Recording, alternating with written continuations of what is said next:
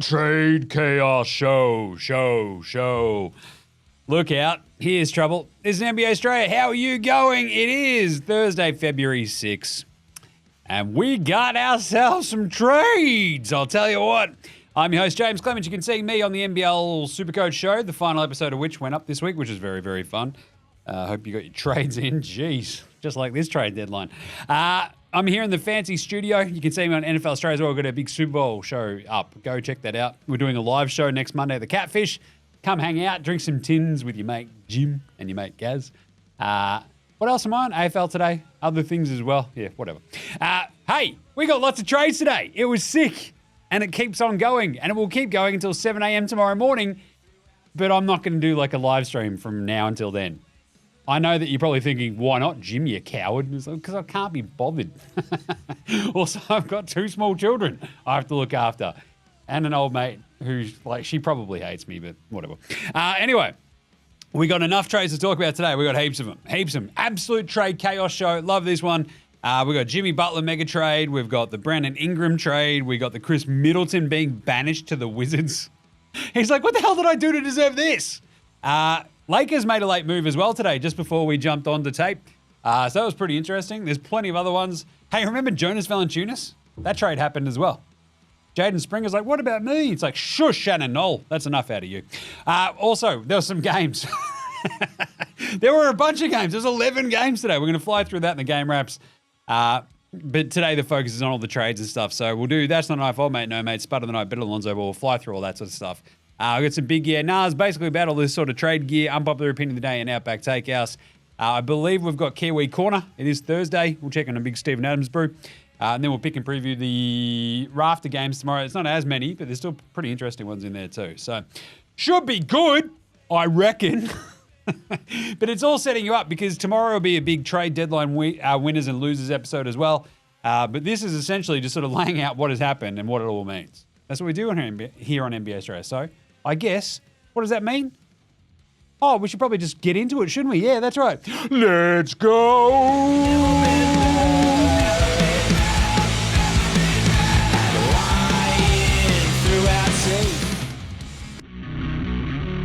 This is Josh Giddey. G'day, this is Andrew Gaze. This is Jack White. This is Joe Ingles. This is Dyson Daniels. This is Chris Anstey. This is Matthew Delvedova. This is Shane Hill. Hi, this is Ryan Brockhoff. This is Miss Creek. This is Nick Kay. You're listening to NBA Australia. And you're listening to NBA Australia. And you're listening to NBA Straya. And you're listening to NBA Straya. You're listening to NBA Straya. And you're listening to NBA Straya. You're listening to NBA Australia. And you're listening to NBA Straya. And you're listening to NBA Straya. And you're listening and watching NBA Straya. This is NBA Australia. Let's do it. Watch out for the Shaq Attack. You better. Oh, you better watch out for the Shams attack, basically, right? Because that's all it is. You're just sitting there today and tomorrow just staring at Twitter. Or X, the everything app. Everything happens on... Nah. Unless I'm getting paid, I'm not calling it X. It's very simple. It's Twitter. Shut up, nerds. Anyway, let's start today's show the way we start every show. It's with a, what's it called? Oh, that's right. The Daily Whip Around. There it is. Where do you want to start? Producer Jared, where should we start? Jimmy Butler? Yeah, let's do that. We'll start at producer Jared's like, Jim, nah, just shut up. Jimmy Butler. The Jimmy Butler MEGA TRADE's the obvious one, right? So... after all this posturing, after Phoenix are like, oh, we might trade Kevin Durant. What do you reckon? And Golden State are like, we'll take him. And then Kevin Durant's like, I don't really want to go back to Golden State. And you're like, that's interesting. You coward, but that's fine. And Jimmy Butler was like, I don't want to sign an extension in Golden State.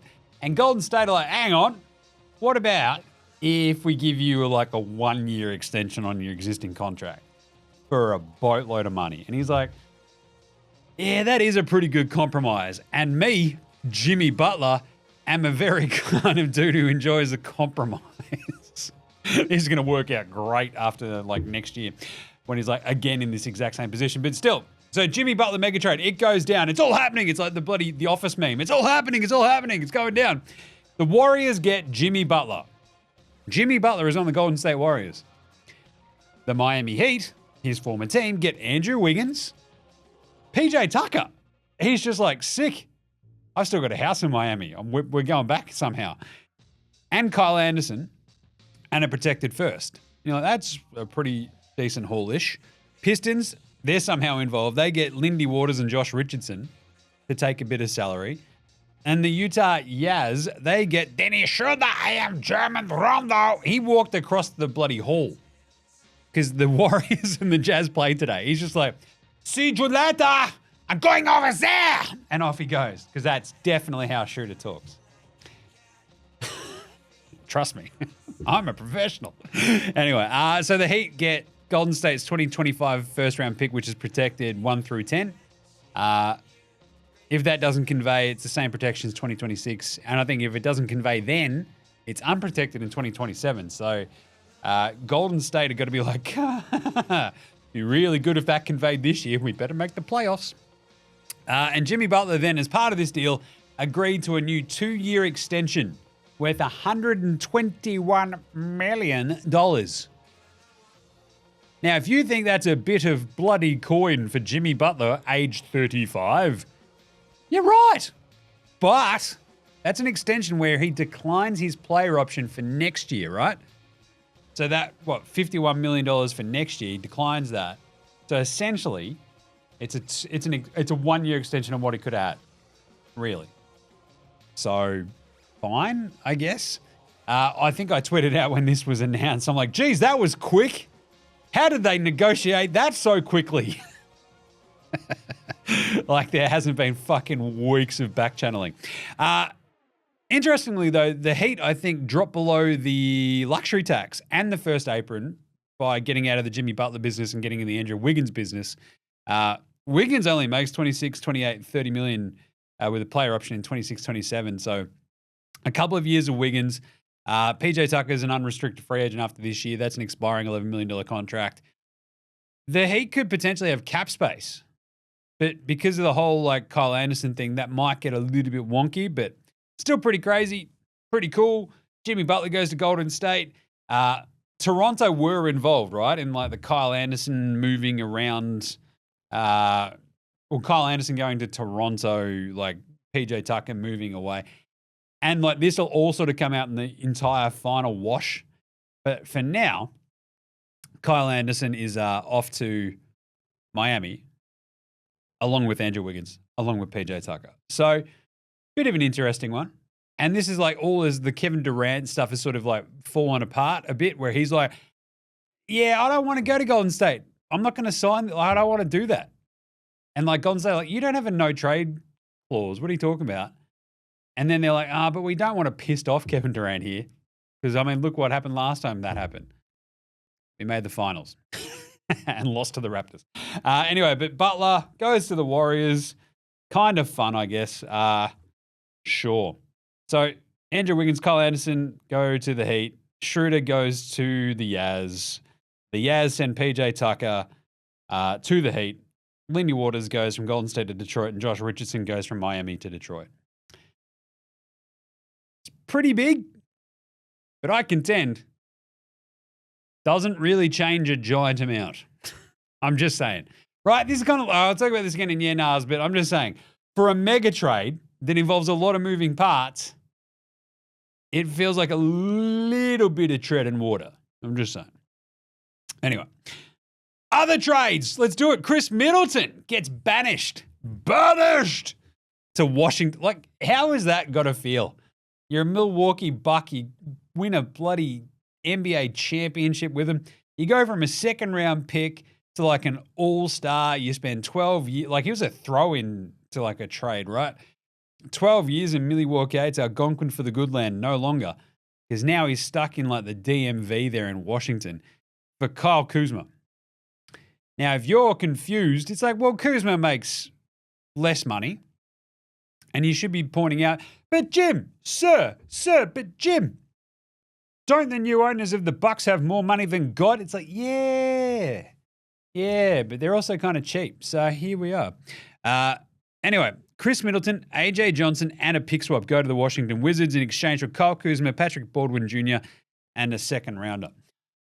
Now, that second name I mentioned there, AJ Johnson, what's that? Oh, is that another missed, burned, late first-round pick from the Milwaukee Bucks? Yes. Yes, it is. In the long, hallowed tradition of the Bucks being fucking shit at drafting and building around Giannis, formerly Giroux, now Dame, with like just cheap young talent, they done fucked it again. Good job. Amazing work by the Bucks. Just year after year. If you can bank on one thing, it's them just taking somebody in the late in the first round and then it not working out. That's what they do. A tradition like no other. Anyway, so Middleton, he's got $31.7 million on his contract this year and a player option next year for 34. Kuzma, BT Dubs, has like one of those weird, amazing contracts where it looked like it was a huge deal at the start. It actually is like one of those neat ones where it goes down. So it's really team friendly.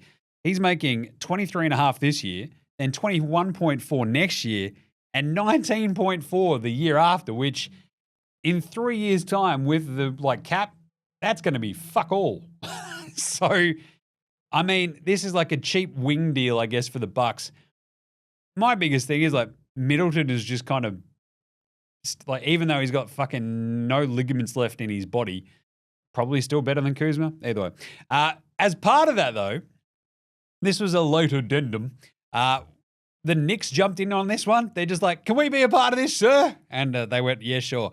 So the Knicks send Jericho Sims, their big Spud backup center, to the Bucks as part of that. And the Bucks send Delon Wright and Cash to the Knicks for Jericho Sims. And you know, like if you listen to this show, you know that I love anytime that Delon Wright is mentioned. Like anyone who wants you to think that they know ball. He's like, oh, you know, no, hey, listen, Delon Wright's a good player. It's like, if Delon Wright was a good player, he would have had at least one fucking moment in the last like a million years where you go, fuck yeah, Delon Wright time. Check this out. He's really solid, good bench player, really good. Nah. Every team that goes, no, it's fucking great. Delon Wright, he's a really good bench player. And then you never hear another fucking thing about Delon Wright. Like, he's fine. He's perfectly fine. But everyone is like, nah, he's like the fucking second coming of like, I don't know, bench player or DJ, Dennis Johnson, something like the microwave. He's fine, right? It's just settle the fuck down. So, great. But the Knicks, they got at least a little extra bit of wing depth, I guess. It's like Landry Shamet. We've got Landry Shamet at home. And Delon Wright's like, hello. It's just fucking stupid. Anyway, then we got another big one. Brandon Spindles Ingram, my beloved Brandon Spindles Ingram with these sleepy old eyes, goes to the Toronto Raptors. I'm very interested to know if Brandon Ingram has a passport. Could you imagine that passport photo? It's like, sir, we need you to open your eyes. He's like, they are. Like, oh, God. That's a good one. Anyway, Bruce Brown, Kelly Olynyk, and a first, which is the Pacers 2026 first rounder, go to New Orleans for Brandon Spindles Ingram, which feels fair across the board. Like, they can maybe keep moving Bruce Brown if you want to, but at the same time, he's just a handy, extra sort of solid ball-handling wing dude that the Pelicans, who have like a bunch of these young, really good wings, but maybe not quite that, I don't know, ball-handly, expertise-y kind of thing. And it just felt like maybe he works better next to Ingram as well. They also get Olynyk, the big hoser, hello, the most Canadian man to ever Canada, except for maybe Bryan Adams. Maybe. I'm not your buddy guy. And they get a first as well. And you're like, that seems kind of fair considering there was fucking no trade market for him in the offseason. Okay. And now, I guess for Toronto, they're just like, sick. We've got Scotty Barnes, old mate Scoob. We've got RJ Barrett. We're fucking huge. Like, that's a big-ass team. Like, you think about that backcourt, those wings. You throw Emmanuel quickly in there, whatever, but geez, just got a bunch of sort of big fucking dudes on the wings everywhere you look, and then Teenage Mutant Jakob Poeltl in the middle. Grady Dick, he's fucking pretty big too, just saying. So, not bad. I kind of like it for the Raptors. Like, that was my first blush thing. It's like, that's the wrong timeline. What are they doing? It's like, We want to put more weapons around Scotty Barnes. And you're like, I don't know. Like, Scotty Barnes seems fine. Do you want to build around Scotty Barnes? We'll talk about that more in Yeah Nars. That's what I call a tease.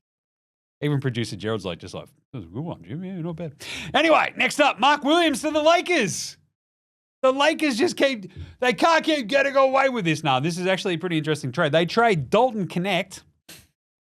Nico Harrison's just punching a wall going, fuck, I could have gotten Dalton Connect and I got tricked by Rob Pelinka. Oh. He used my relationship with Kobe to hold it over me. I don't know, man. I'm taking the risk here. I'm taking Luka. Oh, fuck, what did he 270 pounds? The risk is all on me, buddy. You better, no, I can't give you Dalton Connect, bro. We can't do this deal. There's no cash here, Chop. There's no fucking cash here. Anyway, Mark Williams goes to the Lakers. So Charlotte Hornets, big man. Mark Williams. He is Charlotte have like no big dudes left now. They traded Nick Richards to the Suns. They trade like Josh Green, all fucking 6'6" of him might be their center at the moment. Miles Bridges maybe, but still. Mark Williams goes, they don't have Nick Richards. Charlotte have like got no big men. They send Dalton Connect, Cam Reddish, and that 2031 unprotected pick. They send that out for Mark Williams. Mark Williams is pretty good in the right situation. The situation so far has been on a fucking horrible Hornets team that stinks. But when they've had like LaMelo, Brandon Spindles-Miller, Miles Bridges, Josh Green, and Mark Williams playing, they've been pretty fucking solid, right? And he can put up numbers. At the same time, they also have no big men at all. Maybe they could have probably gotten away with getting Jock Landale. Just saying, the Lakers could have gone and gotten themselves an Aussie, and he could have been like, I don't know, the next second coming of Luke Longley, hanging out with Luka, winning title after title. Instead, they go get Mark Williams, who is fine. Serviceable big man, better than Jackson Hayes.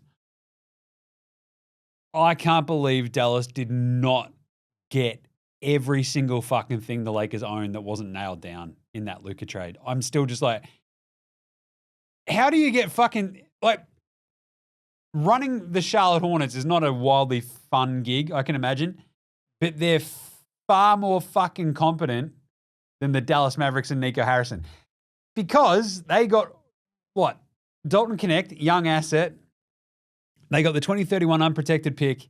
And Dallas got, like, AD, Max Christie, and 2029 pick for Luka fucking Doncic. This is Mark Williams.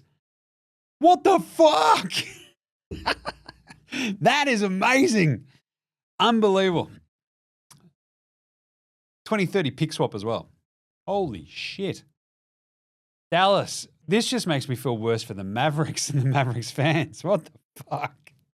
Anyway, moving on. Jonas Valanciunas. My name is Jonas. He's off to the Sacramento Kings in exchange for City Sissoko and 2 second-rounders. You tell me, like, to be honest, Mark Williams versus Jonas, I feel like the Lakers might have fucking just missed out on a trick here. Just like go pay fuck all money for like Jock Landale, Jonas, whatever, and they've kind of gone and overpaid for Mark Williams. Like, okay. But we've also seen Luka turn fucking, and LeBron for that matter, turn kind of spuddish centers into like fucking amazing looking dudes, right? Maybe they do that with Mark Williams, who's also already pretty good. So just saying. But Jonas goes to Sacramento. They needed some size. This makes sense. Good on them. Maybe this is the last time we see the Ukrainian stepladder, Alex Len. But Jonas next to Domantas Sabonis. How good is that? Bit of Lithuanian and, I don't know, just fun times ahead, I guess. Sabonis is like, he's got to be sitting there like maybe sort of stoked that, because Jonas is Lithuanian as well, right? I'll better check that. Yeah, he's Lithuanian. There's like just Lithuanian bros just hanging out. Just pour one out for the clubs in Sacramento, in the greater Sacramento area. It's like, what happened to all our booze? We drank it, yes. It's what it's there for, fucking. That'd be good. And the other one that sort of snuck under the radar a little bit, Danny Tice. Remember him?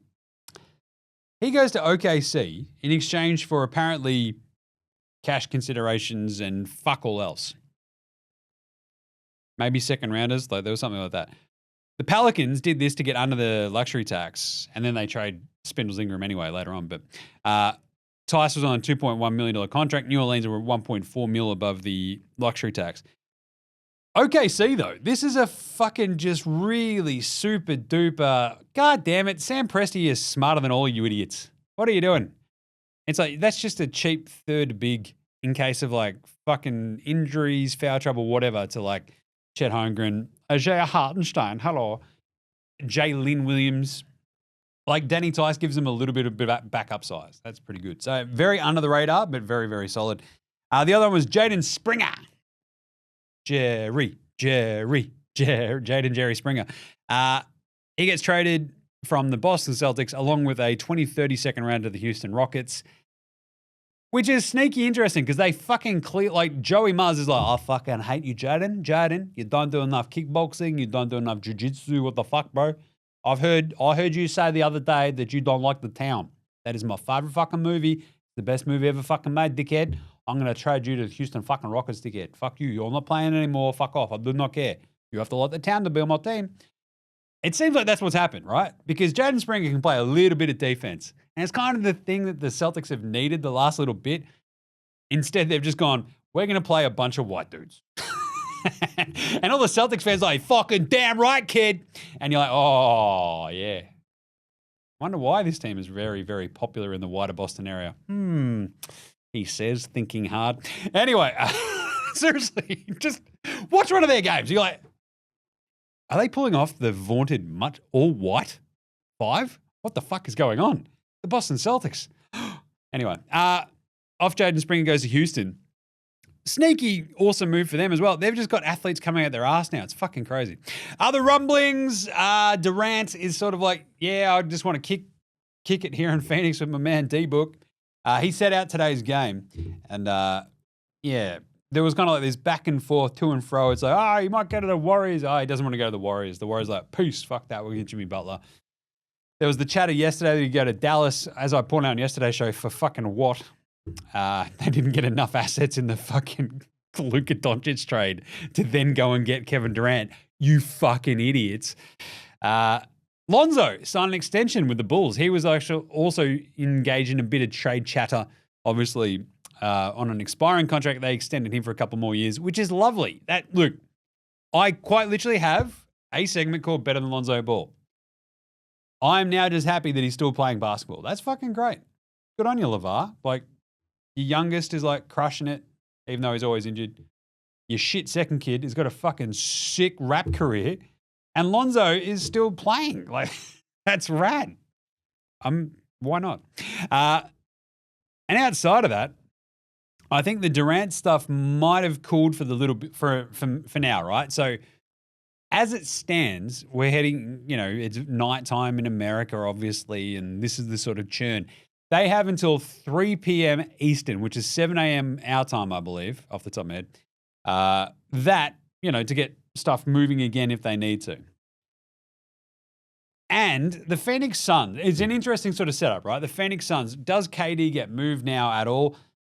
The Suns have literally just spent the last fucking couple of days just going, we might trade for fucking Kevin Durant. Might trade him here. Might trade him there. And Kevin Durant's like, what the fuck is going on, man?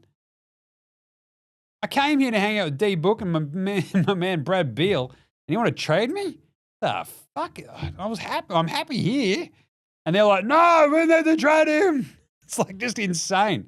What the fuck? So we still have plenty of time to sort of have this like flip around again, as we've seen time and time again with Kevin Durant, that he's like, actually, now I'm pissed off. Fuck you guys, trade me. Which would be the funniest outcome again, because at this point, Kevin Durant's like, who he play for? Chuck and Shaq, like, I don't know, man. Anyway, but yeah. So Mark Williams to the Lakers. What a fucking weird late breaking sort of thing. He's pretty fucking good. I don't know if he's 2031 unprotected, Dalton Connect, and like a swap good, but here we are. The real loser in all this is the fucking Mavericks. I mean, seriously, what are we doing? Anyway, that's it for the minutes. Let's do some game wraps. Game wraps. We're going to fly through these ones today. We had a bunch of blowouts as well. Milwaukee, they kicked the crap out of Charlotte. 112-102. Dame goes off. Giannis didn't play in this one after they traded his buddy Khris Middleton. Dame rips off 29-12. Bobby Portis goes ham as well. What do you have, like 23-17-5? Fucking short. Fighting Bobby Portis. Fighting round the world. The Hornets, they got no one left. Nick Smith Jr. at 23. Anyway, they're shit. They're 12-36. Bucks 27-22. Cleveland beat Detroit on a Darius Rucker, Judy Garland game-winning logo 3. Awesome. At the same time, when the game is tied, you can throw up those prayers, right? That's it's awesome. Like, it's a tied game. They fucking, like, the point, like, Kenny Atkinson was pissed after the game. It's like, yeah, we won, but we also fucking should not have been in that position where we could have gone to overtime. But instead, Darius hits the 3. They win the game 118-115. Like, the Mobley fucking foul on that last 3 by Kay Cunningham was just so stupid. Luckily, gave them 5 seconds to inbound the ball. Darius gets it up half court, gets on the logo, bang. Kay Cunningham was incredible. The rest of this Pistons team just makes me fucking furious. You know, like, I love this Pistons team. Like, I love watching them. Tim Hardaway and Tobias Harris, though. You know, if you listen to NBA Straya, hey, Jim, how do you feel about those guys? Yeah, not fucking great. But anyway, still, point being, Tobias Harris is shit. Tim Hardaway, the lesser, hit 6 threes today. And it's like, but you're still bad. Like, you just, fuck. And Malik Beasley couldn't hit the side of a fucking barn today. So Cade Cunningham puts out 38-7-9, does everything, and they still fucking lose. Anyway, yeah, it's because you can shade 2 defenders towards him like every time he's got the fucking ball because no one else is doing shit on that team. It's fucking, like, the fact that Toronto got Brandon Ingram instead of fucking Detroit just now pisses me off more than anything now that I think about it. What the fuck are you doing, Pistons? Get my man Cade some help. Jaden Ivey's got a broken fucking leg. You're killing me. Anyway, good win. Pull it out their ass from Cleveland. But still, what? They're 41-10. Jesus. And the Pistons are 25-26, back under 500. That's a kick in the dick. I think they've now lost 7 of the last 10 as well.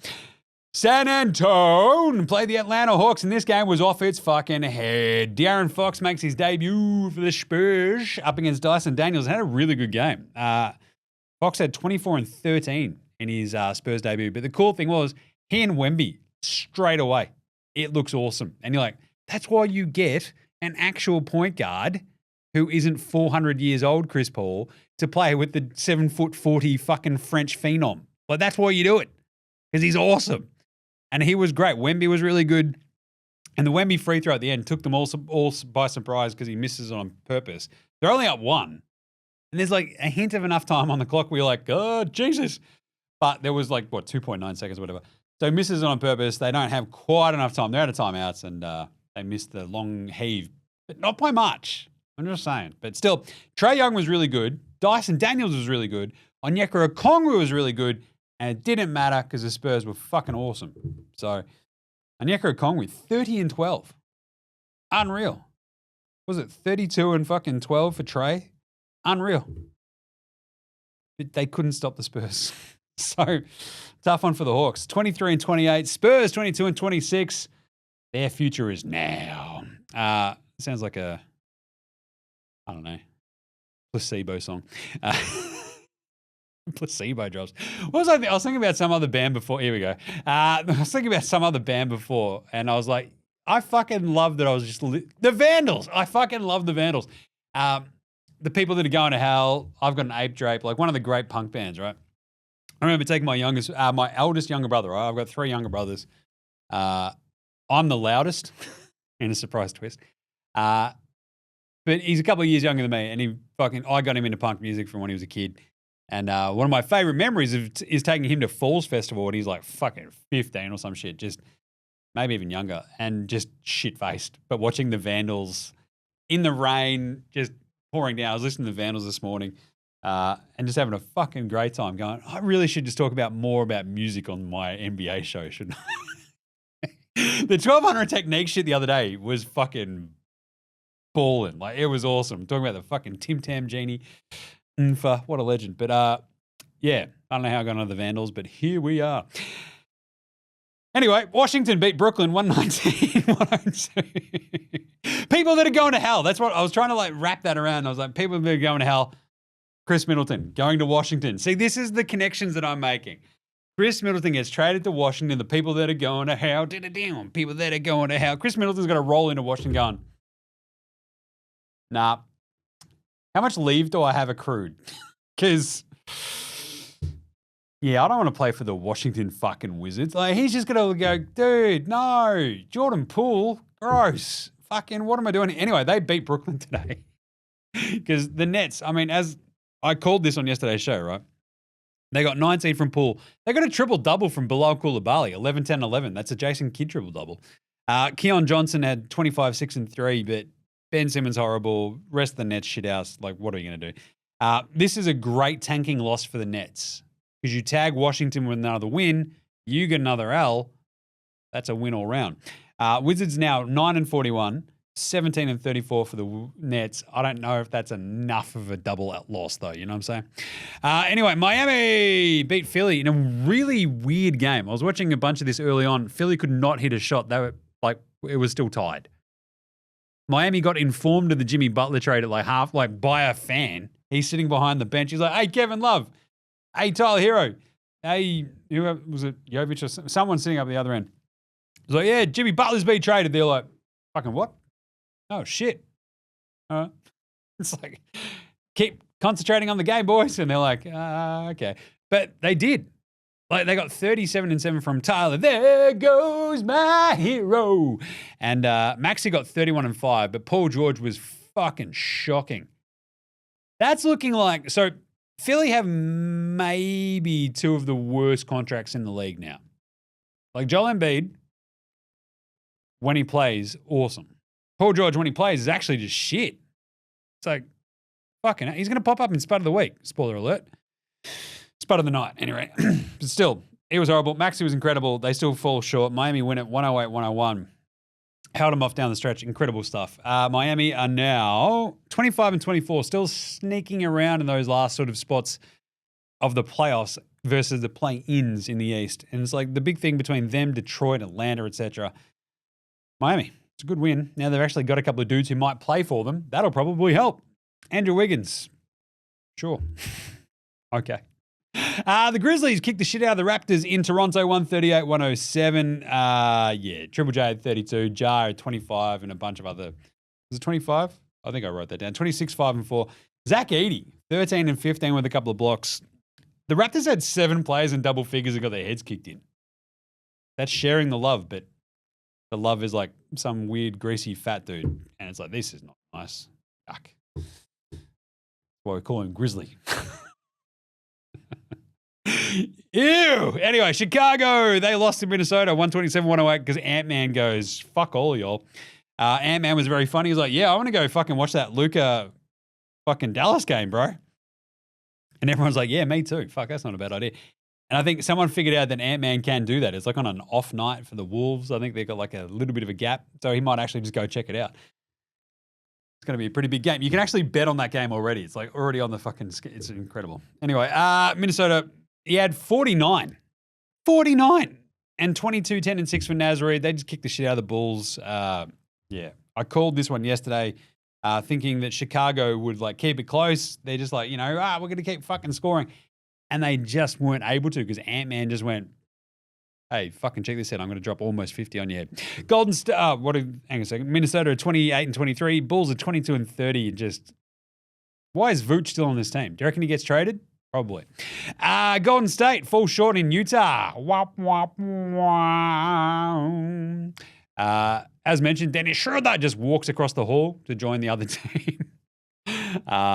Wiggins, Steve Kerr had a good point. He's like, man, Andrew Wiggins just had a kid. He's a good dude. We don't win in 22 without him. It's like, no, you don't. But Walker Kessler has this game-saving block at the end of this. There was a moment, like Steph Curry hit this 3 with like a couple of minutes to go. You're like, this is it. Back her up, boys. They're done. And the Jazz just kept hanging around. It was nuts. Keontae George hits a massive 3 after that Kessler block. Steph misses a layup, and the Jazz hold on. It was gnarly. Draymond in his second game back, he looks older than fuck. And I'm like, I've got some points about this, but yeesh. It just, the Warriors got everything they could out of Podziemski. He was awesome, but Steph just wasn't efficient. I think he ended up with 32 points on 31 shots. Ugh. That's just oh, shit, you're an older guard. Yeah, that's what happens sometimes. Anyway, Utah, 12-37. Warriors, 25-25. What else we have with the Nuggets, Pelicans? This was a fun one, 119-144. Jim, what do you mean fun? Well, it was tied at the half. And then they kicked the fuck out of them. Seriously, they did. It was the Pelicans led by 4. It was 72-68, a minute or two in the third quarter. And then, boom, the Nuggets just fucking wiped the floor with them. Trey Murphy had 25-9. Zion, the big red, with 28-6-4. But Michael Porter Jr. has been on an absolute heater. Awesome last game. 39-12-4 this one. 16-22 from the floor. Bloody hell. 38-7-10 for Jokic. They curb stomped them in the end. They're 32-19, the Nugs. The Pels, 12-39. Hey, flip it up and reverse it. It's kind of like the dyslexics standings reading, right? 12-39 versus 32-19. Jesus. Make you fall over. 140, OKC, Phoenix, 109. Again, very similar to this fucking Pelicans-Nuggets game. This game, the Suns were up at 2 at the half. They got off to a flyer. They'll kick the fuck out of them. Well, kind of. They were leading at the half. SGA was crushing it. Suns came flying back, led, and then the Thunder just curb stomped them. It was a 79-36 second half. Now, I'm no math magician, but if you more than double the other team's score in a half of basketball, you're probably going to beat them. The Phoenix Suns made exactly, wait for it, 1 more shot than you in the third quarter. Because you made none in the third quarter of this game, I assume, unless you're a Phoenix Suns or Oklahoma City Thunder player, which you might be. I don't know who watches this show or listens to it, but I'm hazarding a guess. The Suns made 1 shot in the third quarter. 1! What the fuck? OKC just yeah, we're not afraid of this. Devin Booker, oh no, what's he going to do? Check out this. We've got Alex Caruso. And Dort. They're just going to fucking ruin his life. And they did. SJ also had 50. His third 50-point game in the last 7 games. He's just going full Kobe. Don't go full Kobe, SGA. Do not go to Colorado. We'll let that one sit there for a second. Anyway, the Thunder are now 40-9. Best record in the entire NBA. The Suns are 25-25. And we're going to stick with the team what we've got. And now that they're here and they're not afraid of being traded, we expect them to play better. Yes, that'll work. Wow. Just wow. And then finally, the Kings got the shit kicked out of them by the Magic. See, I called it yesterday. My boys are finally turning a corner. 130-111. The Magic men win. Franz Wagner, hello. Finally woke up. He had 31. Love that. Paolo at 23 points was actually finally efficient, 9 of 15. It's so weird. They have the weird, they had the adductor ones, I think it was, or abdominal strains, whatever the fuck it was. And they both have the same weird injuries. And they've finally both hit a nice little thing. The thing is, it's the Kings. They just, yeah. They got Zach LaVine to pair with DeMar DeRozan.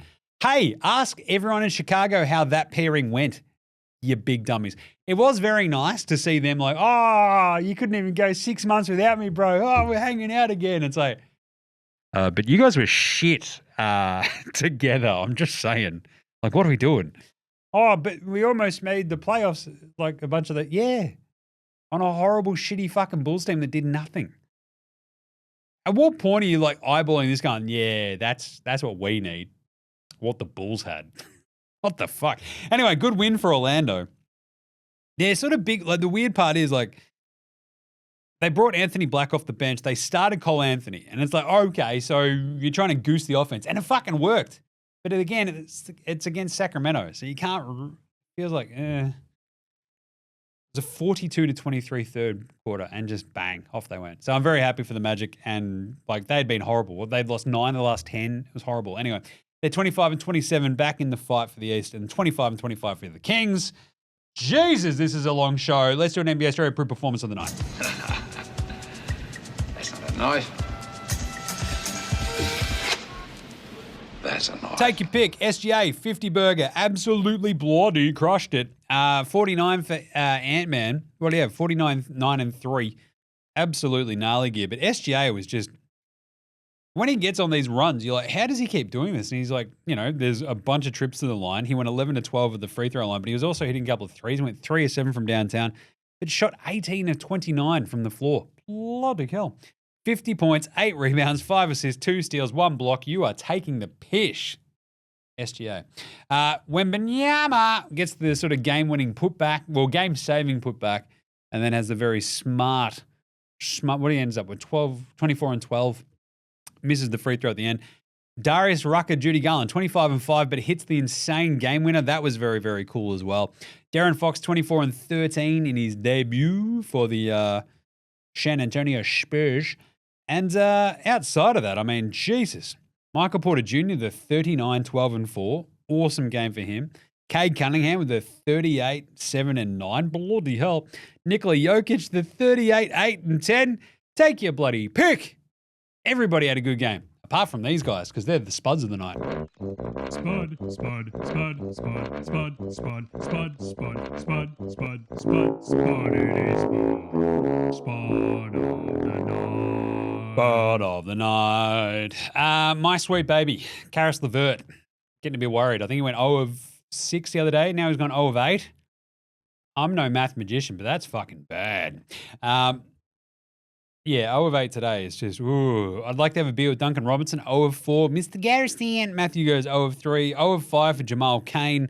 There was also 0 of 5, I believe, for Marcus Smart. 0 of 6 for Marcus Smart, an all-time Spud of the Night Hall of Famer. I think he led the league one year in sputting. 1 of 8 for Malik Monk. So a bit of a rough one for the Kings. So they, especially on the day that Fox makes his debut for the Spurs, it's like, we're handing the car keys to Malik Monk. And he's like, okay, fuck. That was Malik Beasley. Malik Monk also wasn't very good. That's my bad. I screwed that up. Malik Beasley went 1 of 8. I mentioned him earlier as I was screaming about how shit the rest of the Pistons are. Malik Monk, I was looking at his numbers just before because they sort of subbed him off and he just hadn't had a good game. Yeah, 4 of 11, 1 of 4 from downtown. 3 turnovers and 3 assists. Because it's like, oh, Blake Monk's playmaking is better than De'Aaron Fox's. He's got 3 assists and 3 turnovers. Meanwhile, De'Aaron Fox has got, 14 fucking assists, whatever, and, just carves it up in his first game for the Spurs. You're like, oh, geez. A tough one for the Malik Monk believers. Ziaire Williams, 1 of 8 as well. 4 of 18 for Scotty Barnes. Better get that man some help, Brandon Spindles Ingram. But I would very much like to thank, I mentioned these guys before, at least one of them, because Trae Young and Tyrese Maxey from downtown, from 3. What did they shoot? They shot a special number. What did Paul George shoot? Oh my God, Paul George, did you finish with 9 points on 3-11 shooting? Woo! Yeah! And also Kelly Olynyk, the Hoosier, in his final game as a Raptor goes 3-11. It's a 3-11-a-thon. It's also, if we want to keep talking bands, 3-11. You know that in November, because what Americans do their in March, 11th to the 3rd, 3-11. Yeah, because they do it backwards. They do like a cruise. I'm like, I've never wanted to be anywhere more in my life than on that fucking 3-11 cruise. Do you know how much I love that band now? Holy shit. Anyway, Paul George, 3 of 11 for 9 points in a game against the Heat on a Heat team on a back-to-back. A game that the Sixers desperately needed, and he was shithouse. Old mate, no mates though. Old mate, no mates. Old mate, no mates. Old mate, no mates. Old mate, no mates. Old mate, no mates. Who's got no mates today? Jared Allen got kicked out for setting a screen. They're like, that was too hard. You hurt that man too much. It's like, he didn't move. He literally just said it. And Orsar Thompson runs into him, and Jared Allen just gives him the bang. And Orsar Thompson goes, boing, and goes fucking flying. And they kicked him out. It's like, bro, he didn't move. He just went kadoosh and sort of gave him a bit of a shove on the other end. It's a flagrant one at best. Jared, go the throw Allen. he's not old mate, no mates, because the Cavs fans are like, Jarrett Allen, like, they're fucking all over it. But those refs, dogging the ball, it's like Jared Allen's Aussie or something. They must, like, that's an anti-Strayan fucking kick out Aaron Baines kind of foul, you know? That's some dog shit. Pour one out from my boy, Jared Allen. I love him. He's one of my, like, that's like deep in your heart kind of stuff as well. The Brooklyn Nets, you go there, watch them be shit for years and years and years as a season ticket holder. They draft Jared Allen, you watch him develop, and you're like, he's good. And then those fucking idiots trade him because Kyrie Irving and Kevin Durant preferred the corpse of DeAndre Jordan. Just never listen to players. Like, what are we doing? Anyway, Pantsing the night. Maxi Strus yammed on Jalen Duren. That was, it was pretty good too. Maxi Strus just fucking, I'm like, sir, I was not familiar with your work. So, holy shit, I didn't believe he could get up like that. Better than Lonzo Ball / Bronny James. Lonzo was the best player in high school. He was the best player in college. You think he'll get to the pros and be like, I made it to the pros, now I can be average. He's coming for everybody. Coming for everybody. We had a few of them today. Nick Smith Jr. for the Charlotte Hornets because they've got nobody left. 23 points. He went 9 of 15, 4 of 8 from 3, 2 assists, 2 rebounds. Very nice. Onyeka Okongwu, 30, 12, and 5 with a block. Absolutely awesome game despite losing to Wemby. Isaiah Collier, however you want to say his name, for the Utah Jazz, it's a soft J, 20 points, 6 rebounds, 11 assists, and a steal with 1 turnover in 34 minutes. And they beat the Warriors. Not bloody bad. And I think it was Podemski, 29, 6, and 4 on 8 of 18 shooting, 3 of 10 from downtown. Not bad either. All of them better than Bronny James. And apparently Lonzo Ball, because I don't think he played today in the back-to-back for the Bulls. I'll just check that. No, he did not. All right, but there you go. Fun awards. Let's do some quick yeah-nahs right after this. This is Cam Glidden. This is Anthony Drimmick. This is Mitch McCarron. This is Jason Kadee. This is Daryl McDonald. Hey guys, this is Hugh Greenwood. Yo, what's going on? This is Illy. This is Mark Worthington, or commonly known as Wortho, and you're listening to NBA Straya. You're listening to NBA Straya. And you're listening to NBA Straya. And you're listening to NBA And you're listening to Straya. NBA Straya. You're listening to NBA Straya. And you're listening to NBA Straya. You're listening to NBA Straya.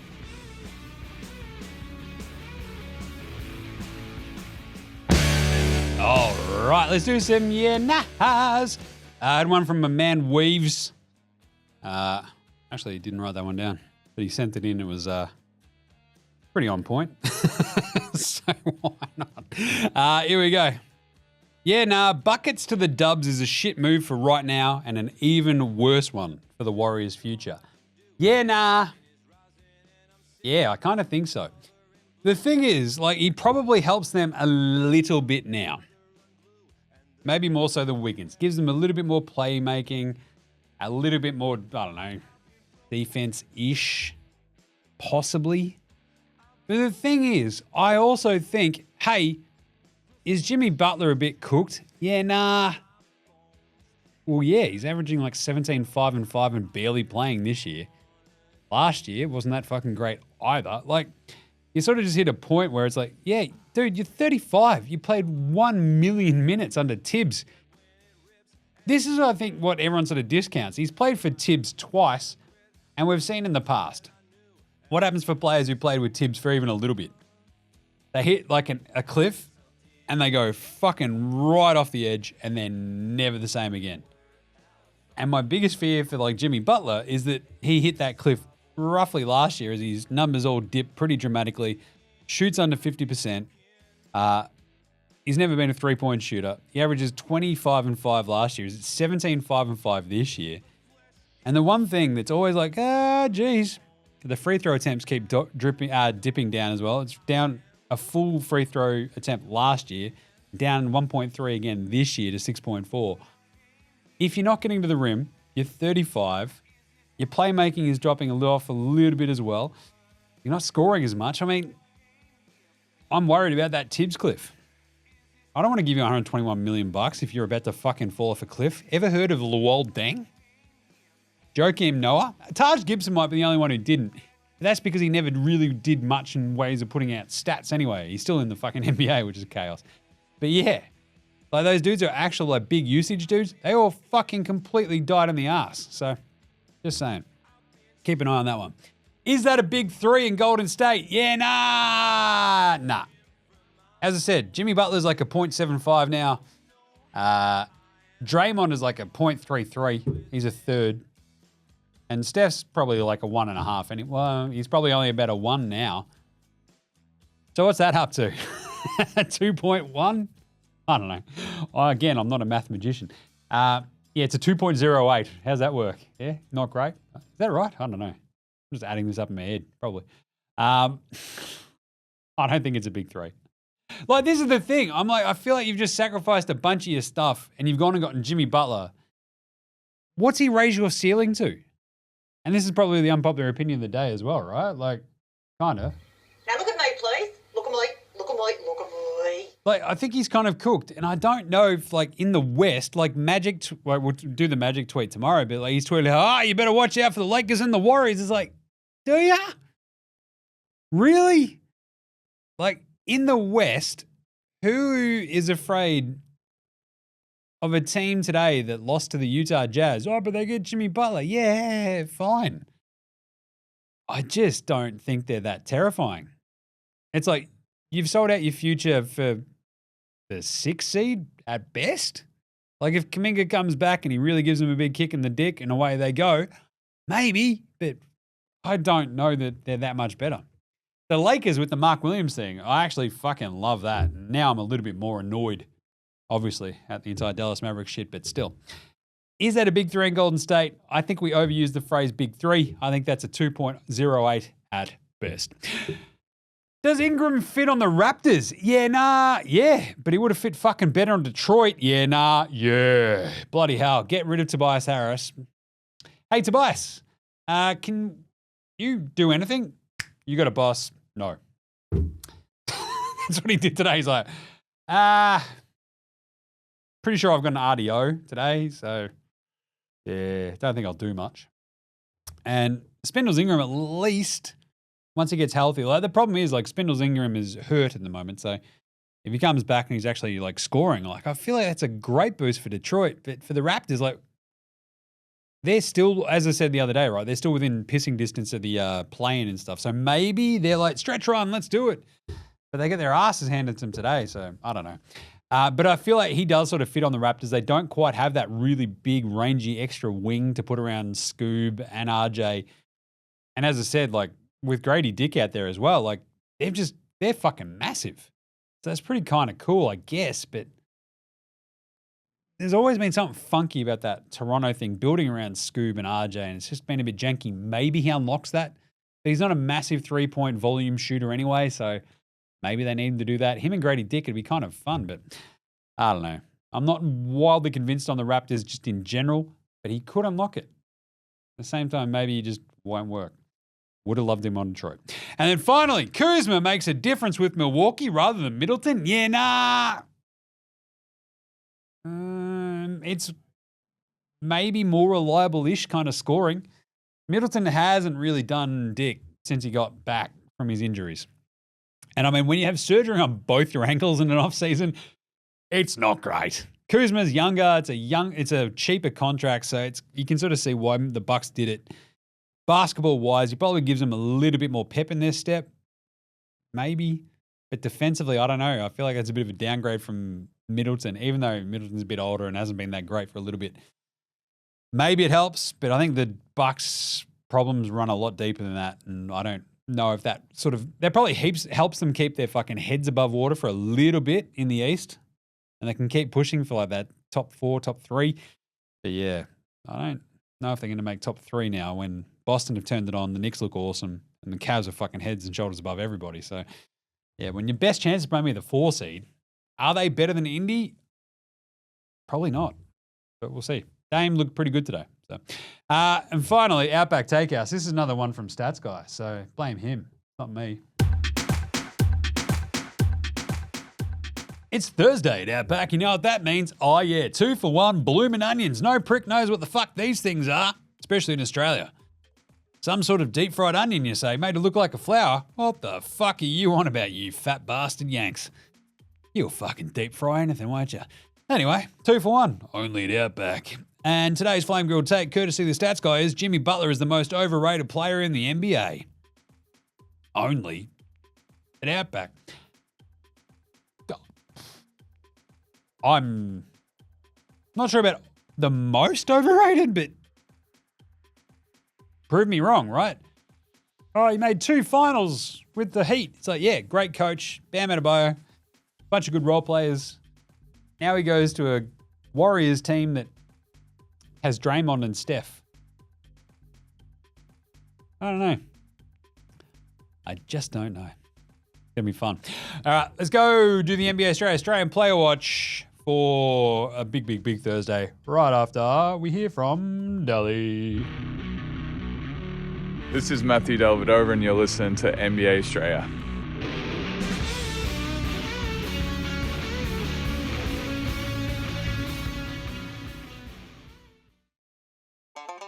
All right, now it's time for NBA Straya's Aussie Player Watch. It is Thursday, February 6th, and as the trades fly thick and fast, I've had no Aussies traded yet.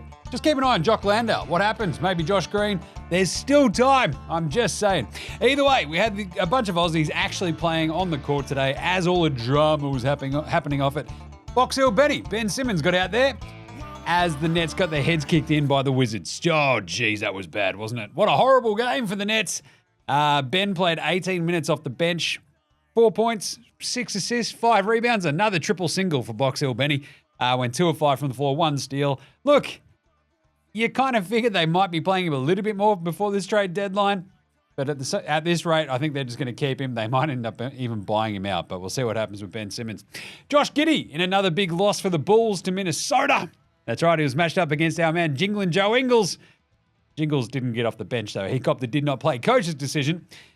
It could also just read Joe Ingles old, I reckon, at this point. But anyway, Josh Giddey, 19 points, 4 rebounds, and 4 assists. And what was the stat I gave you yesterday? The Bulls are 4-0 when he scores 20 points, 5 rebounds, 5 assists. He's just gone 19-4-4, and they lost. Causation, correlation. You figure it out. He also got 1 steal to Gids. He went 7 of 14 from the floor, 3 of 5 from 3, and 2 of 2 at the line. Not bad.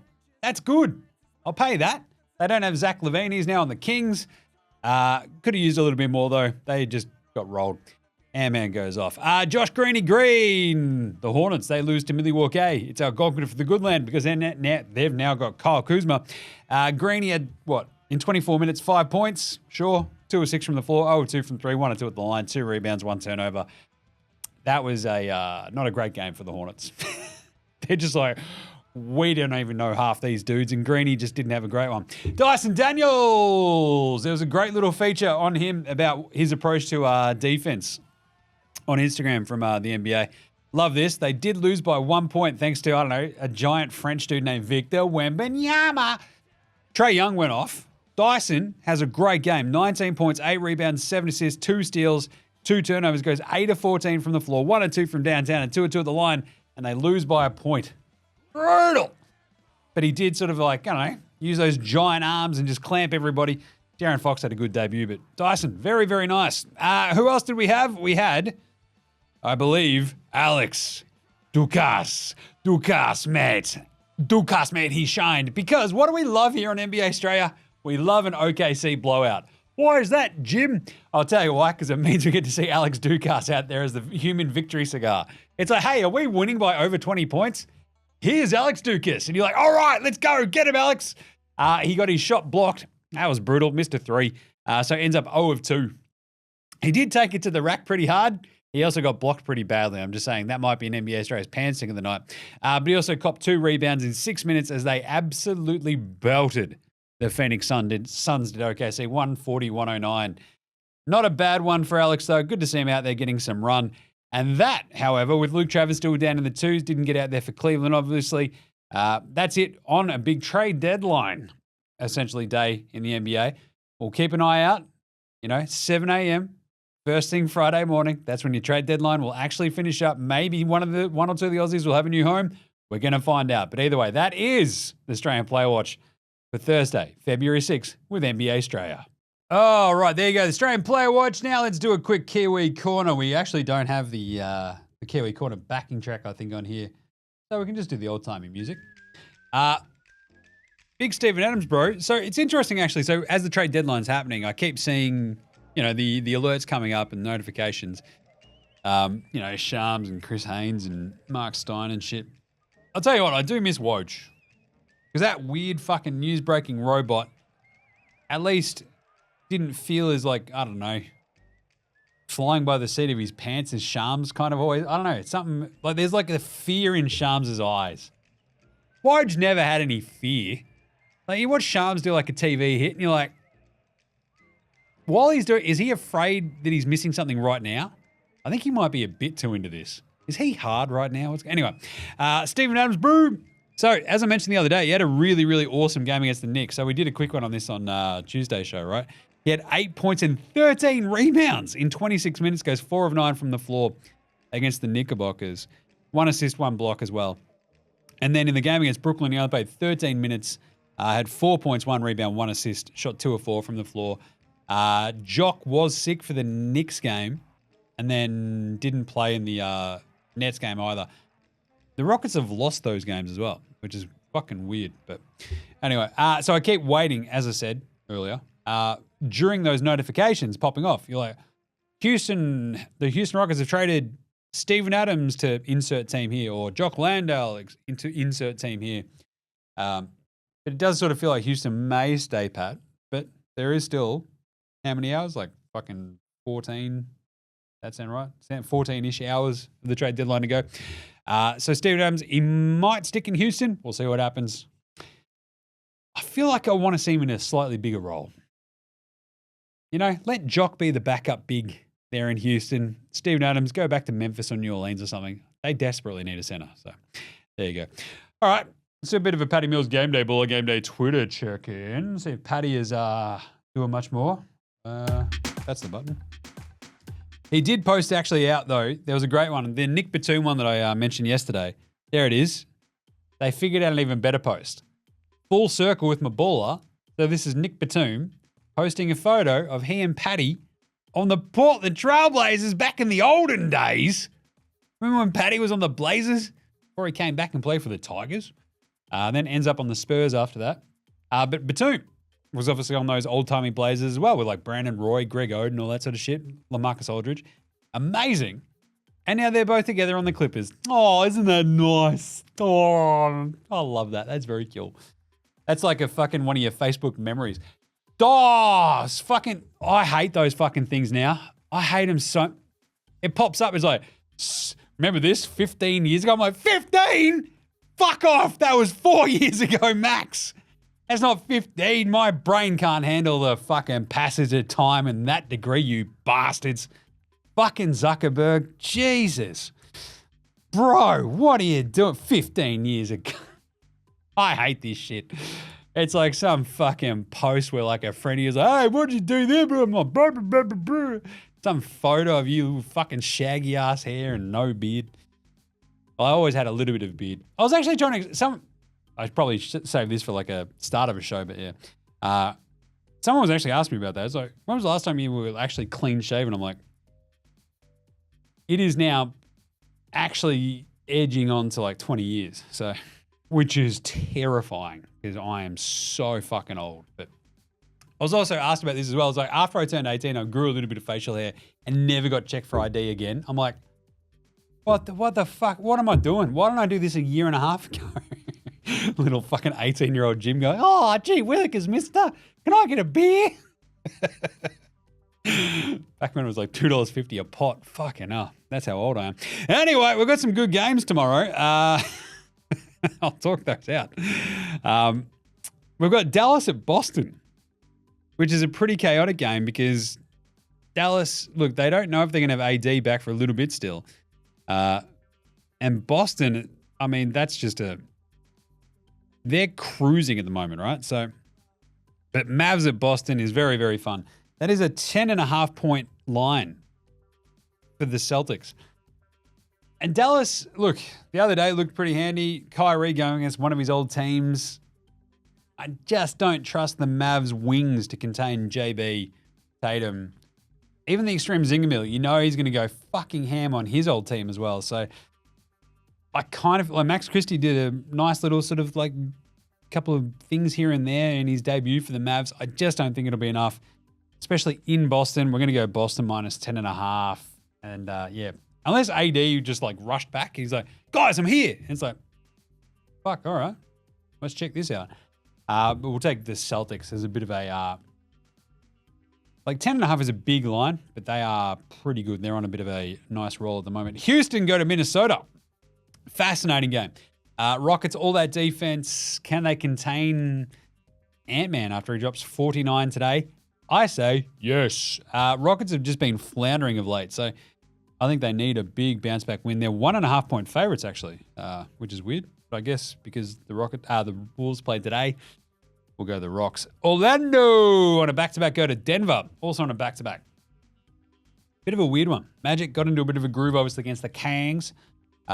Kicked the shit out of them in the third quarter. Denver are playing pretty bloody well. You know that Jokic will go hammer and tongs. I don't mind Orlando to keep this one close. Plus 8.5. I think they lose, but I think they actually push Denver a little bit. Denver Denver do have those games though where it's like, yeah, we just like won by like it's 120 to like 108. And you're like, oh, they won that one pretty handily. But they also have the ones where they sort of crap the bed a little bit. So let's just give the Magic a little bit more of credit here, I guess. They're young. They're good. If they play their dudes, they can keep that one close. Golden State, LA. Geez, there'll be a fair few people thinking about this one, won't there? Why is that, Jim? I don't know. They just had two of the biggest fucking trades we've seen in years. So Golden State won't have Jimmy Butler in attendance. Luka probably won't be playing for the Lakers just yet. They have moved, I think, the Lakers game against Indy where they think he might come back onto TV. But anyway, the Warriors are 7.5 point underdogs against the Lakers. The Lakers, having just made another trade, they lose Dalton Connect from the rotation. Obviously no Max Christie, obviously no AD. They don't get Luka playing. Can the Warriors actually pull this one out? In LA, I just don't. 7.5 is an annoying one. I think the Lakers beat the Warriors, was it 2 weeks, last weekend maybe? Let's go the Lakers, minus 7.5. Good one though. Draymond trying to get under LeBron's skin. Draymond playing on a back-to-back though. Steph taking 31 shots to get 32 points. Yeah, I think we'll go the Lakers. Sacramento playing Portland. You know where I'm going with this one? My beloved Blazers. Here we go. What a team. They're half-point favorites. People are cottoning on. I love me some Blazers. Half-point favorites at home against this weird, janky Kings team who just got their asses kicked by the Magic on a back-to-back, now on the road. Blazers time, baby. And then finally, Pacers Clippers. Another weird game. Clippers looked like dog shit the other day when they got their ass kicked by the Lakers. And Indy are pretty good. 4.5 point underdogs, though. Pacers. I'm going to go the Pacers, plus 4.5. Thank you very much. As long as Miles Turner's out there, Tyrese Halliburton as well, I'd feel good about that. Clippers, that was a worrisome loss against the Lakers, wasn't it? Kawhi was off his feed. Harden and Zoobs were shit house. Indy don't play too much defense. It's going to be a bit of a track meet. Norm will go off, but Pacers might be able to keep that one close as well, if not win it outright. And if you're going to win it outright, I'm taking the plus. So there you go. Holy shit, is that it? That's the end of the show. Bloody hell. Whoa. There we go. So, well, tomorrow's show is going to be pretty massive. Trade deadline, as mentioned, I think it's 7 a.m. tomorrow our time. Everything was sort of, you'll wake up tomorrow morning, your phone will be popping off. I've got, the two squids. I'll already be up just fucking staring at my phone going, just eat your fucking rice bubbles. Jesus. Don't hit him. Oi, stop hitting each other. Yeah, that's my dad voice. Don't. Wait, no. Don't. Do not hit him with that. That's where I'm at. How good is having two boys? It's fucking hilarious. I've got the baby squid, the 2-year-old, chasing after the fucking 6-year-old with a fucking double-ended lightsaber, beating the shit out of him. So don't do that. He's also, why the fuck is squid number 1 running away? It's like, you're fucking 3 times his size, bro. Come on. But Daddy's got a lightsaber. It's like, plastic. The baby fucking loves it though. It's like makes sounds and shit. And he's just like, all right. Gee, I don't think I have to do the paternity test there. I'm pretty sure you're mine. Anyway, right. That's it for today. Tomorrow's show, we'll do trade deadline winners and losers, all that sort of gear. No doubt it'll be absolutely fucking insane overnight as well. And we always get like that last chaotic hour where we get like 8 trades all at once. So there's been lots of business done already, which is pretty cool. So it means some of those big moving parts are out of the way. So it should give tomorrow a little bit more time to breathe. But we'll wrap all that up for you. That'll be fun. We'll set you up for a big weekend ahead as well. Plenty going on. And then, I mean, there was another year now that we could have talked about. Steve Kerr's like, hey, why don't we do this during the All-Star break so people aren't getting traded while there's games going on? It's like, that's what used to happen. And you guys didn't want to do that because it took away from the All-Star. But fuck me, you can't win. Put it after the All-Star break. What are we doing? Anyway, make sure you're getting around NFL Australia as well. Big Super Bowl preview show from myself and Gaz. We are doing our live show at the Catfish on Monday. Live stream. So if you're not in Melbourne, you can watch along with us. Watch Gaz's reaction as an Eagles fan. Me as a Taylor Swift fan. I don't know. It's going to be awesome though. Go check it out. And if you are in Melbourne, just come down to the Catfish and sing some tins with us. It's going to be a fucking awesome day. It's always a great one. Get Around the Cricket Today podcast. The second test has just started as well today for the Aussies, which is pretty fun. Hold all tickets for your GGs, all the other good stuff. AFL Today is back as well. Get around that on the socials. Get around all of them on the socials, as well as on the Apple Podcasts, Spotify, YouTubes, whatever apps you use in Android phones for your podcast. Rate, star, subscribe, review, all that good shit. I don't have to fucking keep begging. Just review it, would ya? Star it. 5 stars. Again, I'll fight you if it's 4. Anyway, go nuts. Big thanks always go to From Oslo for the intro and outro song, as well as House Hats, Joshua Delaretis, Fascinating Gold Mines, Ramshackle Army, Iowa, Secretary, Green, and Dozers. They're behind all the tunes you hear throughout the show. Smash them all wherever you listen to your tunes. All right, we will catch you tomorrow, you dickheads. This is NBA Straya saying, look after yourselves, would ya? And little Hosanna!